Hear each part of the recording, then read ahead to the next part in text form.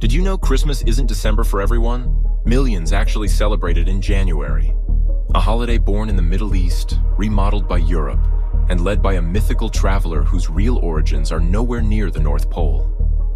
And behind the lights and traditions is a $100 billion engine that silently reshapes global trade and tourism.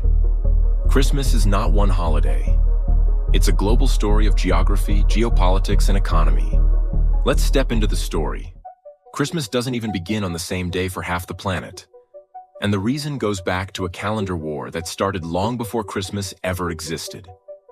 It begins with two rival timekeepers, the Julian calendar, created by Julius Caesar, and the Gregorian calendar, introduced 1,600 years later by Pope Gregory XIII to fix Julius Caesar's little oops.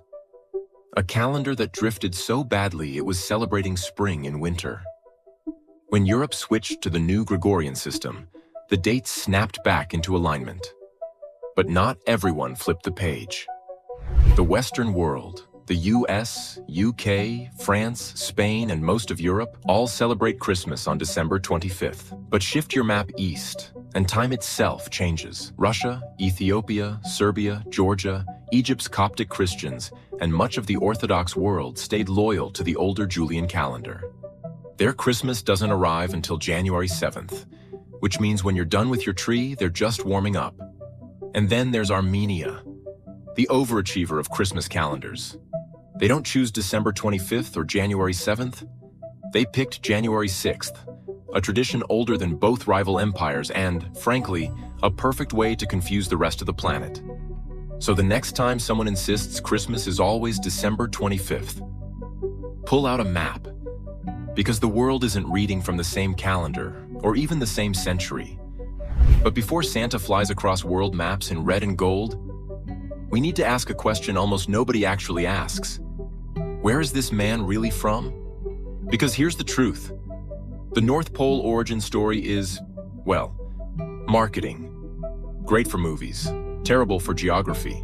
The real roots of Santa Claus lie thousands of kilometers south, in a sun-soaked corner of modern-day Turkey. His story begins in the ancient city of Myra, where a 4th century bishop named Saint Nicholas became famous for secret generosity. The kind of man who would drop coins through windows at night instead of accepting praise during the day. But as Christianity spread, so did the legend, and geography kept rewriting him. In Northern Europe, St. Nicholas merged with winter folklore. From the Dutch Sinterklaas sailing from Spain to the Norse god Odin riding the winter sky on an 8-legged horse. Then came America, where immigrants brought their traditions, writers polished the myth, and Coca-Cola gave him the red suit. By the 20th century, Santa had migrated all the way to the North Pole, a place with no towns, no reindeer stables, and certainly no chimneys.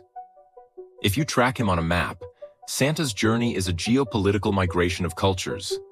Turkey, Greece, Italy, Netherlands, Britain, United States, the Arctic Circle. A legendary traveler long before he ever delivered a single gift.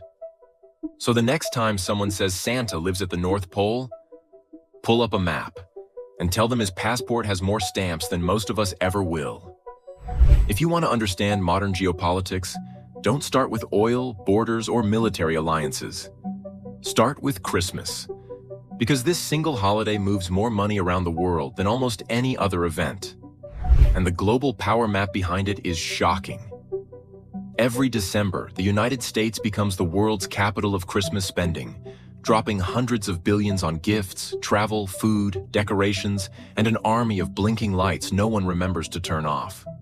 Zoom out on the map, and you'll see Europe lighting up next. Germany, the UK, France. All powering massive holiday markets, each city turning into a glowing economy of mulled wine, wooden stalls, and tourism that pours billions into national GDPs. But behind almost every Christmas tree ornament, LED light, plastic reindeer, and Santa hat, sits one country, China. Your North Pole toy factory? It's actually Yiwu, a city in eastern China producing over 60% of the world's Christmas goods. a real-world Santa's workshop powered by global manufacturing, shipping lanes, and trade routes. Even nations with tiny Christian populations like Japan and South Korea pump billions into Christmas commerce. Proof that the economic influence of the holiday has outgrown the religion entirely. In Tokyo, Christmas isn't spiritual. It's a date night. In Seoul, it's a shopping festival. And everywhere, it's a business model. Christmas, in reality, is a global supply chain story.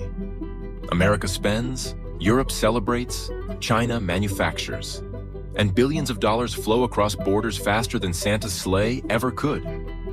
If you want to see global power in action, don't look for a map of military bases. Look at who controls the Christmas economy. Christmas may feel universal, but on the world map, there are places where December 25th arrives. Quietly. Not because people don't know the holiday, but because celebrating it can get you in trouble. Start with North Korea, where Christmas isn't just banned, it's replaced. The regime orders citizens to honor the birthday of Kim Jong-il's mother on December 24th instead. No Christmas trees, no church gatherings, no Santa, unless he's wearing a military uniform. Then there's Somalia, which outlawed Christmas entirely in 2015. The government argued it could attract extremist attacks, so the safest option, they said, was to remove the holiday from public life altogether. Meanwhile, in China, Christmas isn't technically illegal, but it lives in a strange gray zone. In big cities, malls turn into winter wonderlands.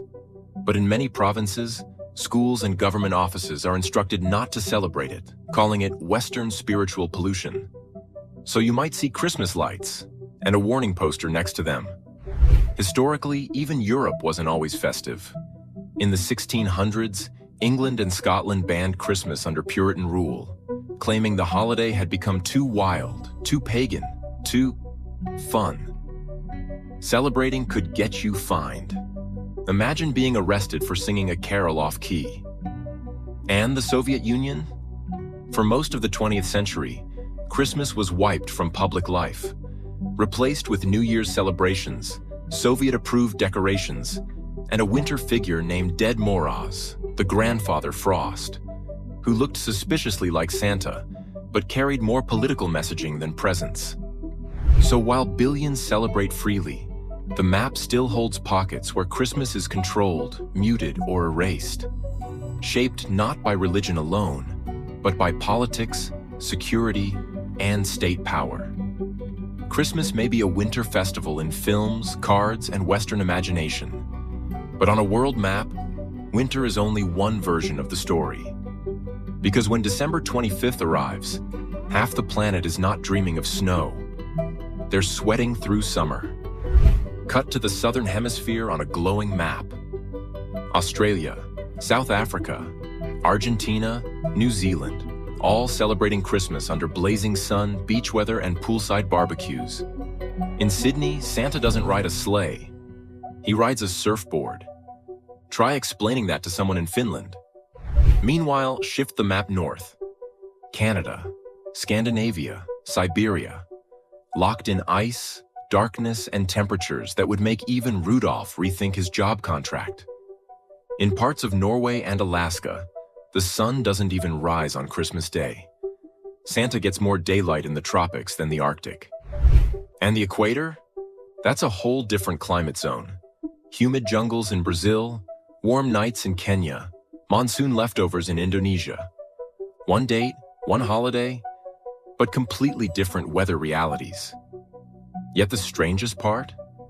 Even though only a minority of the world actually has snow in December, Christmas imagery worldwide is filled with frozen landscapes, reindeer, and chimneys buried in snow. Why? Because European winter traditions, exported through empire, movies, and global culture, became the planet's default Christmas aesthetic, even in countries where December feels like July. So when people say, it doesn't feel like Christmas without snow, GeoMap Unveiled says, zoom out. Christmas is not a season, it's a latitude.